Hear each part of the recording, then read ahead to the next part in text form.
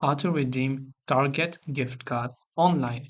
Redeeming your Target gift card online is actually quite simple, but you might be pretty confused in this case. So to clear your doubts, all you have to do is simply first open your browser, go to target.com and make sure to log into your account. By the way, you can also use the Target app, doesn't necessarily mean you have to use the browser.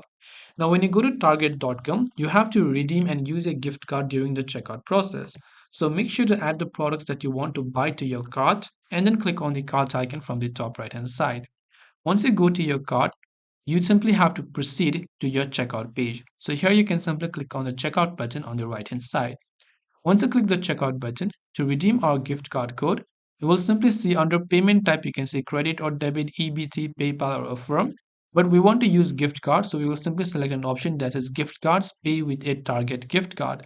So just click on the add button right here, and all you have to do is to simply enter your gift card number as well as the access number, and then just click on the add gift card. Now, this is only for those where it is the Target gift card itself. But if you're using an American Express gift card, Discover gift card, Visa gift card, or MasterCard gift card, which is not hosted by Target himself, then you have to actually add those as a normal payment method like a credit or debit card.